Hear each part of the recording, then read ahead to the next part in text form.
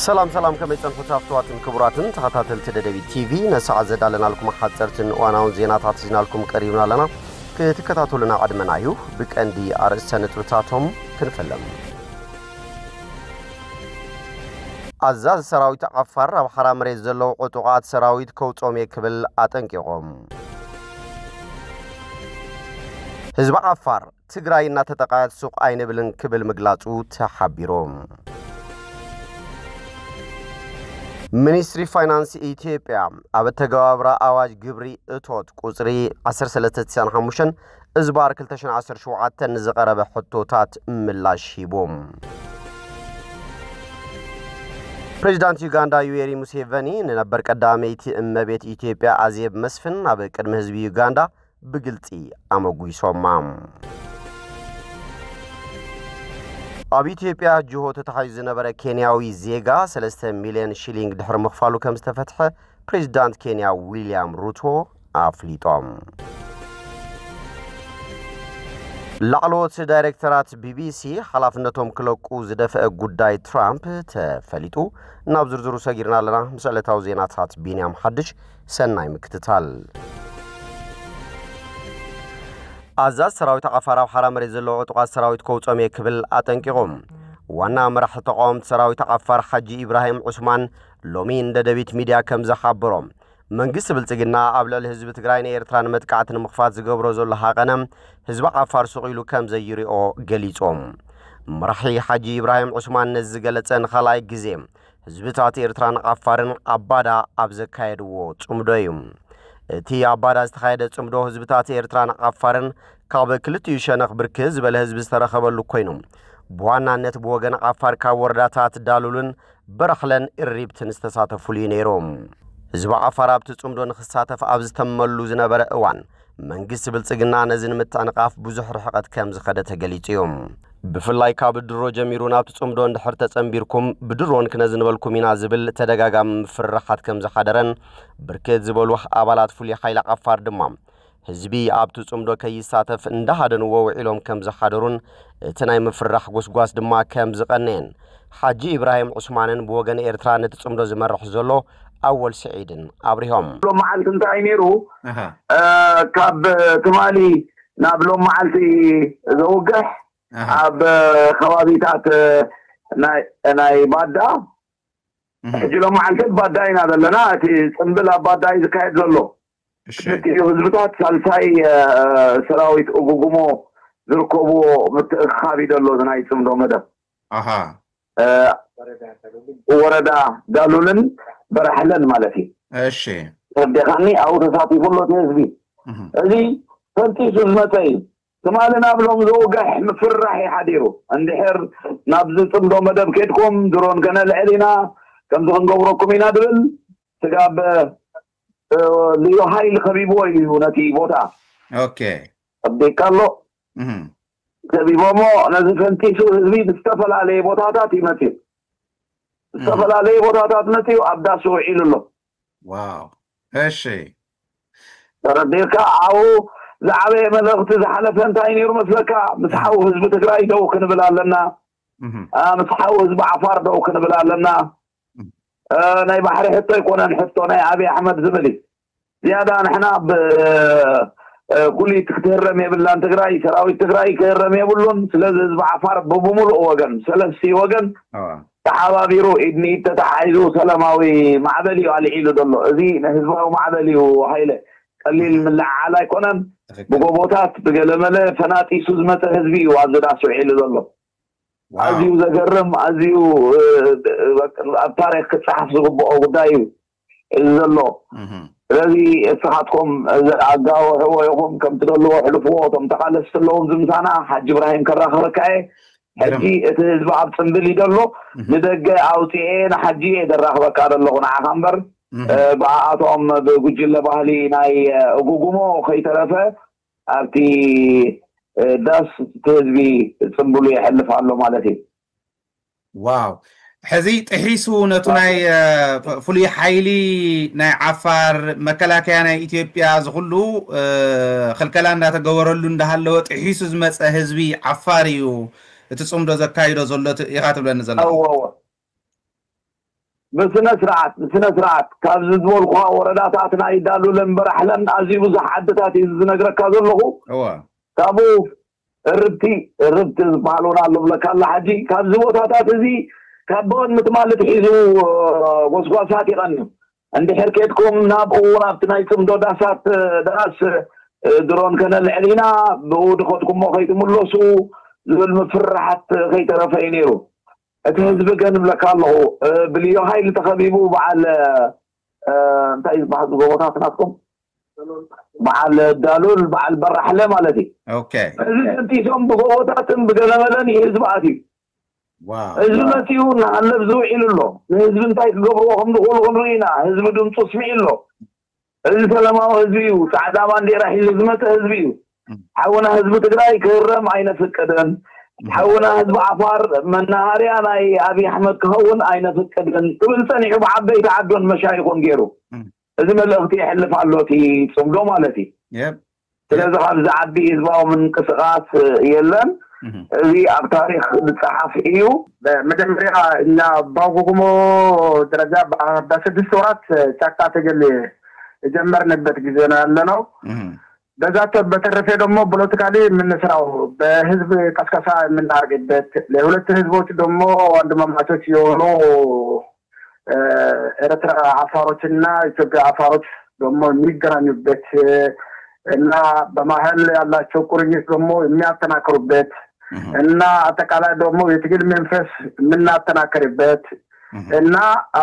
አፋር ህዝብ ደግሞ የምናስተሳሰርበት ስራ እየሰራን ነው መጀመሪያ በዚህ ጽምዶ በአፋር ደረጃ በሐሰለ አካባቢ ነው ጀመርነው በሐሰለ አካባቢ ስንጀምር ደግሞ በተሰካ ሁኔታ ህዝብና ላይ ለመጣው ለምሳሌ ከአፋር ክልል ለወረዳዎች ለመጡ ብዙ ህዝቦች ነበረ ያኛው ህዝብና በዛካቢ የነበረ ደግሞ በተሰካው ሁኔታ ደግሞ ተገናኝቶ ተደስቶ ተጫውቶ እንደገና ደግሞ በቀጣይ ደግሞ አንድ ላይ መስራት እንዳለባቸው ደግሞ በተስማሙበትና ቃል በገቡበት ሁኔታ ነበር ዛሬ አልፎ ተርፎ ደግሞ እዛ ባዳካቢ እንደገና ያኛው ስራ ለመድገም ዝግጅት ላይ ነበር ነው በዚህ ዝግጅት ደግሞ በተሰካ ሁኔታ ተጠናቋል አሁን ጨርሰናል ተጠናቋል ከአፋር ክልል በኩል ደግሞ በራህለ ደሮ ወረዳ እና እንደገና ከረብቲ የተወሰነ ሰው ከረብቲ በማምጣት እና በተለይ እዚህ ደንበርና ተረፍ አካባቢ ባሉት አፋር ህዝቦች በሙሉ ወንዶችም ሴቶችም ልጆች ህፃናት ሳይቀሩ ወደ ኤርትራ አካባቢ ደንበር የሆነ አንደርጋራብ የሚባል አካባቢ መጥቶ እዛ አካባቢ ከጧት ጀምሮ እስካሁን ደግሞ ስራ ላይ ነው ህዝቡ የነበረው እኛ ራሱ መድረክ ላይ በተወሰነ ሰዓት ላይ የተገናኘ ነው ህዝቡ እና ግን ዝግጅቱ ሙሉ በሙሉ የሁለት ህዝቡ ሆኖ ደግሞ አረጋግጠን ዋልኛ ስለዚህ የተበተሰካ ሁኔታ እዛው ቀደም እንደተባለው ደግሞ ብዙ መሰራራት ነበር በራህለ ራሱ ያልነበረ አዲስ ኃይል በመጨመር ኮነባ ራሱ አዲስ ኃይል በማስገባት እኔ አላከኝ እዛ አፋር ብቻ አይመስለኝም ከትግራይ ለመጡ እንትን አለ አይደለም የሽፍታ ነገር ምንድነው ባለው ይሄ ሽፍቶች ሐራመሬት ምን ሽፍቶ አሁን አባጆች እነሱ ራሱ ባለበት እዛ ውስጥ እንዳሉ ነው እኛ ባለን ኢንፎርሜሽን ኮነባ በራህለ ኃይሉ እየጨመሩ እዛ አድመሩ አካባቢ ደግሞ ኃይል በማምጣት ህዝቡን እያስፈራሩ ህዝቡ ደግሞ ወደዚህ እንዳይሻገር እንዳይመጣ ህዝቡ እንዳያገናኝ ሁለት ህዝቡ ደግሞ ማገናኘት የለበትም በሚል ህልም እያለመው ደግሞ ያልሆነ ስራ እየሰሩ ነበር አልহামዱሊላህ እኛ ደግሞ ባላህ ፈቃድ እኛ ኃይል ሳይሆን ባላህ ፈቃድ ደግሞ ዛሬ የዚህ ጉዳይ በደንብ ጨርሰን ጥሩ ስራ ነው የሰራነውና ሁለት ህዝብ ደግሞ በሰጡትን አስተያየት ብታይ ደግሞ እኛ የምንለያይ ህዝብ አይደለንም እኛ ሰላም እንፈልጋለን እኛ ደግሞ አንድ ህዝብ ነን ብቻ በቀኝ ግዛት የሰመረልን ቦርደር ካልሆነ በስተቀር ደግሞ እኛ ያለ ኃይል የለም በቀጣይ ደግሞ አካባቢ ሰላም መሆን አለበት መንግስት ብልጽግና ከምዚ ዋላ ከገብርን ተቀነ ህዝብ አፋር ግን ነዚ ጥሒሱም ብጎቦታትን በረኻታትን ኣብቲ ጽምዶ ከም ዝተጸምበረ ተገሊጹ እዮም ብምዃኑ ድማ ብዙሕ መስገደልን ዕንቅፋታትን መንግስቲ ኣብይ ኣሕመድ በጣጢሶም ኣብቲ ጽምዶ ንዝተጸምበሩ ህዝብታት ኣፋር بمشايخهم عبيت عدنا بيلوم أبز حلفوا ملغتي منجست أبي أحمد نهزب عفار كونن هزب تجري كتنكفو أين فكرن كبلو جرحهم أسمعهم زي تكبارن قال سندما أب تاريخ هزب عفارن إيرتران إلوون أب تجري دمي الصحف مخانو أب توان تجليتهم مرحة قام سراويت عفار أجوجما حاجي إبراهيم عثمان وسخهم كم زحبروهم عبتهم نتسمرو كتعناقفون كي كايد كجورون بمنجست أبي أحمد استلاقو فولي حيلي أبلا سراويت حارة مريت كم زركبوهم زقلت خوينم يخون برت مدرخ كابت استحسبن العلي بزيد مقاكونتات كم استخبرن قليتهم شفتا كرا مسرات راسو منك شفتا بمونونو مياسا يو قدايو مالتو نسو عينا فيها عيش سران لبك إذا تفو دمو የነሱ የሚጠብቁበት ቦታ አፈር መሆኑ የሚያሳዝን በጣም የሚያሳዝን ነው። ከዚህ ራሱ ምን ያህል የተዋረደ መሪዎች እንዳለው አፈር አልተዋረደም። አፈር ክብሩ ህዝብ ነው። አፈር ደግሞ ምናውቀው ደግሞ ተቀባይ ህዝብ ነው። በሆነ ሆኖ አሁን ያለው የአፈር መሪዎች ደግሞ የተዋረደ አመራር ያለ ክልል መሆኑን ነው የሚያሳየው። ምክንያቱም የኛ እንግዶች ነው የሚሉት የነሱ እንግዶች አይደለም ሽፍቶች ናቸው እሱ ታምረታ ሆኖ ነው ያገርኩሉ ያሉት እና ስለዚህ አስተካክል ምንድነው ማውቃት እንደም ያፈረው ተበለተ ያወቁ ነው ስለዚህ አፈረው ምትመው ባለፈው ጦርነት ተጠቅሞ በጣም ተቆዳ ተፈራቀረ በጣም ያራደ በጣም የሞቱ ደግሞ በጣም የተቆዳ ህዝብ መሆኑ ደግሞ ዓለምን ያውቃል ከነሱ ማለት ነው። አሁን እንደገና ደግሞ የደም መምጠት የተመደላ የደም ታፍነቱን የተመደ አገነን ፍርሃት ነው። አሁን ይሄ ሁሉ የመሲባ ምንጭ የሆነው ማለት ነው። ስለዚህ የደም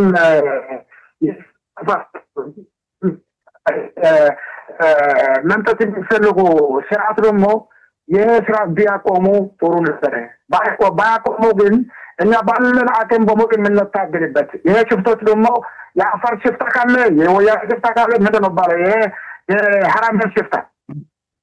የሐራም ሽፍታ እኛ የምናወጣበት ጊዜ ደግሞ ቅርብ መሆኑን ደግሞ እርግጠኛ ነኝ እኔ ባላ ፈቃድ ማለት ነው። بقتالون ركبن صمدون حزبታት ትግራይ ዓፋርን ኤርትራን ብዕቱብ ከም ስረኸሉን እነዚህ ዛንቅፍ ኃይለውን ከም ዘይህሉን ከም ዝቃለሱውን መልእኽቲ አመሐላሊፎም ካብ ዝብተወሳኺ በመርሕነት አብይ አሕመድን አወል አርባን ዝዋረድ ዘሎ ህዝብ ዓፋር ክብሩን መምላስ ቃልሱ ተናኺሩ ከም ዝቅጽል ተዛሪቦም ናይ ዓፋር ኮነ ናይ ትግራይ ሸፋቱ አይነ ድግፍን ክብሉ ዝገለጹ ሐጂ ኢብራሂም ዑስማን መንግስት ብልጽግና ነቆኦም መጋበርያ በመግባር ቀይሕ ባህርን ቃሰብን በኃይልን መግባጥ ዝገብሮ ዘሎ ህንደዳ ከም ዝቃለስዎ ሓቢሮም መንግስት አብይ አሕመድ ቀይሕ ባህሪ ይግባአና ብዝብል ጉጉ ያረዳዳአን ህዝብ ዝሕልፎ ዘሎ ፕሮፓጋንዳ አብሬሳ ህዝብ ዓፋር ዝፍጸም እንበር ከም ዘይሰምር በመግላጽ እዚ በወገን ኤርትራ ኮነ በወገን ኢትዮጵያ ዘሎ ህዝብ ዓፋር ንምጽናት ዝግበር ዘሎ ካይዳ ከም ዝኾነን እዚ ድማ ኩሉ ህዝብ ዓፋር ከቃለስዎ ከም ዝግባን መልእኽቲ መሐላሊፎም ሐጂ ኢብራሂም ዑስማን አብ ሐጺርዋን ማእለያ ዘይብሉ መንእሰይ ዓፋር ናብ እጉጉመ ይኸትት ከም ዘሎን እዚ ድማ አብይ አሕመድ አብ ከቢድ ጭንቀት እትይዎ ከም ዝርከበን ተገሊጽሎም እና አሁን ጊዜ አሁን በደረሰበትና አሁን ባለን ለጥ ምናላ እንደርሳለን ብዬ ሳላስብ ነው በዚህ ደረጃ ደረስነው ማለት ነው። ይሄ ግን ለኛ ተረት ብቻ ሳይሆን ለአፋር ህዝብ ሰላም ማረረ ለአቶ አፋር ህዝብ ሰላም ማረረ መጣውት ነው ከኝበት ሁኔታ ነው ያለነው የሰራን የተሳካለን ነው ወጣታዊ ስራ እየሰራን የተሳካለን ነው ማሴ ስራ እየተሳካለን ነው ስለዚህ ማንኛውም ያግደን ሰው እንደሌለን ነው ምክንያቱም አፋር ተማረከ በስርዓቱ ስለታው ስለ ተከል ስርዓት ነው ደግሞ አፋር ህዝብ ማይወደው ስርዓት በመሆኑ ሚኒስትሪ ፋይናንስ ኢትዮጵያ አብ ተገባብራ አዋጅ ግብር እቶት ቁጽሪ 1395 እዝባር 2017 ንዝቀረበ ሕቶታት ምላሽ ይቦም بفلاي عبل الجملة شيء حسب عماراتي حتى قبر بزملكات روي إفويتا كم ذهب مبرهيبهم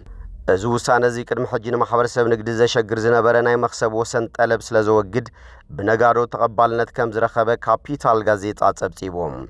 بمسرة مبرهة منيسترنا عكفافل تزخون عماراتي زت حتى قبر حسب له عجباب نصر كوين اللهم بمسرت زيت جملة شيات ويكا أكفافالي واقع مشتان زرخبو ميتاون ويكا وسن مخسب عبتي مسافراي وي امتا زلو وعلى بنصور انت تنصيرو تي امارات زتحاته غبري اب تقلالا اتوت مشطا زي كونس بتوعلي وي حجز فقدو ميتاو مخسب ترايو زحساب اذا حدش دنبينت بمنستر اتوت ابل الاتكالات نقد زورد صور زق على اليوم زد ما زتحاته 15 ميتاويت مخسب زحاتتيوم يكون امبر نزو سانن متقام اتا اكفافالي واغا مشطان وسن مخسب نبوع علي كم زتوسنه زرغاغص حقاو سند نبعال مزغبري كقرب علوم منستر فاينانس زهابو مبره سعيبرو ايتو زهابو غله نغادوم اتو سانه نطفت نقد زنقاقحن مسكوننت عداغا زسمامعن فتحاو سغمت مخانيوم غليصوم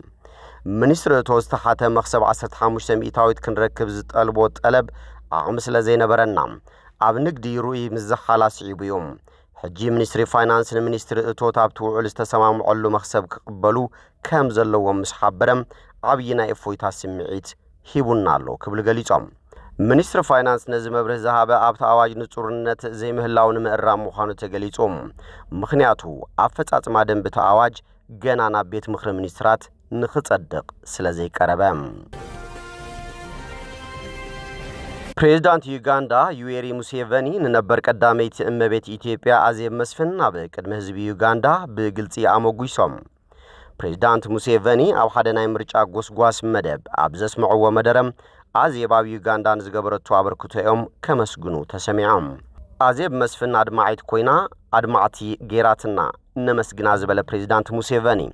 ከማና ተቃላሲት ናጽነት ስለዝኾነት ውጽኢታ መዝጊባያ ክብሉ ገሊጾማ ወይዘሮ አዜብ መስፍን አብ ዩጋንዳ በአውድ ማኑፋክቸሪንግ ሰርሕ ምጽናሐን ቶም ፕሬዝዳንት ናይ ጎስጓስ ዑደት አብ ዝገበረሉ እዋን አብ ናይ ወይዘሮ አዜብ ናይ ስራሕ ከባቢ ብምጽሐዮም ምስጋንኦም ገሊጾም ወይዘሮ አዜብ አብ ኢትዮጵያ ጽቡቀት ተሓዛ ከም ዘይተገበረላን ተደጋጋም ጥርዓን ክትቀርብ ተሰሚዓያ እንተኾነ አብ ዩጋንዳ ብዝተወሃበ ሓላፍነት አብይ መምሐሽ በመራይ በፕሬዝዳንት ተሃገር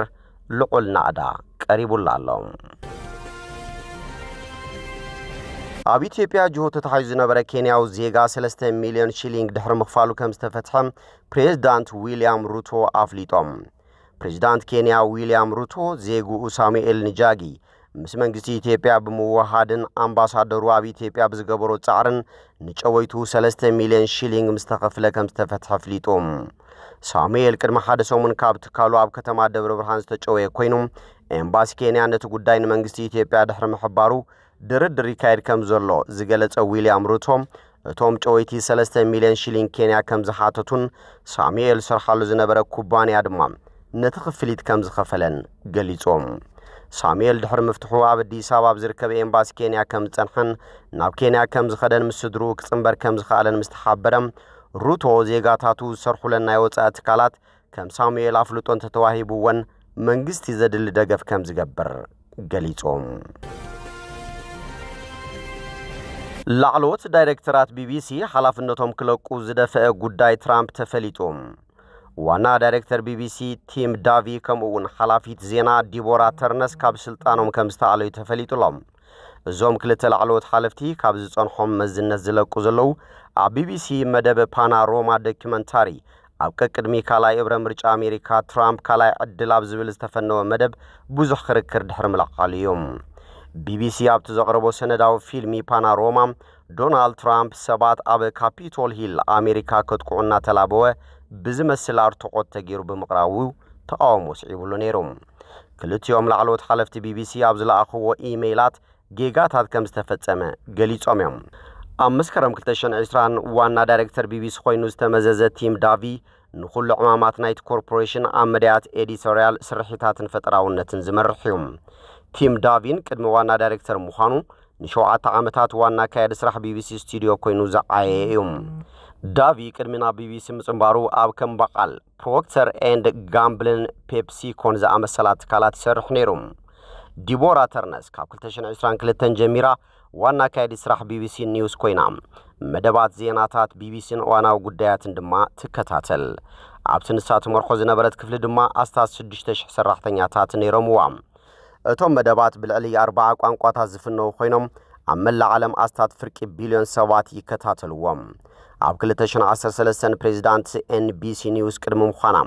ዋና ካያዲት ስራሕ ኣይቲኤን ያኔራም ተርነስ ኣብዛሃበቶ መግለጺ እትሰነዳው ፊልም ዘንቀሎ ብዛዕባ ፕሬዝዳንት ትራምፕ ዝካየድ ዘሎ ክትዕ